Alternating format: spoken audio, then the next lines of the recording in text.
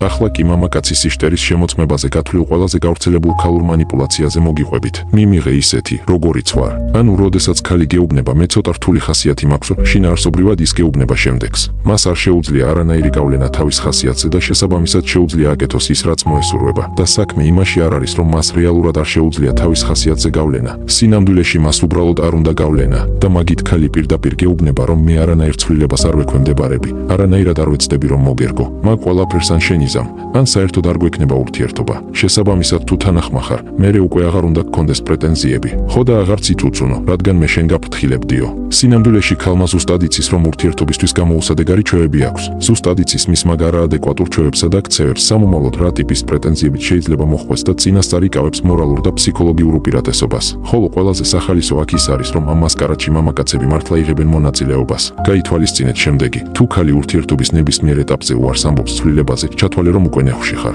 ზოგადად ადამიანი ყოველდღიურად ან უკეთესი ხდება, ან უარესი. თუ ქალი შინაარსობრივად იმ აზრის ტრანსლირებას ცდილობს, რომ მიმიღე ისეთი როგორიც ვარო, უკეთესი ის ნამდვილად არ გახდება. ნორმალური ადამიანები ნორმალურ ურთიერთობაში არა მხოლოდ აღიარებენ თავიანთ არასწორ ჩვევებსა თუ ქცევებს, არამედ ყოველდღე აკეთებენ ისეთ რაღაცებს, რაც ცვლის მათ უკეთესობისკენ. ამიტომ, როდესაც ქალი შენ გეუბნება, მიმიღე მე ისეთი როგორიც ვარო, ამით შენ გაწვდის შემდეგ ინფორმაციას. მომისმინე საყვარელო, მე შენს გამოდროებითაც კი არ ვეცდები რომ ვიყო კარგი გოგონა.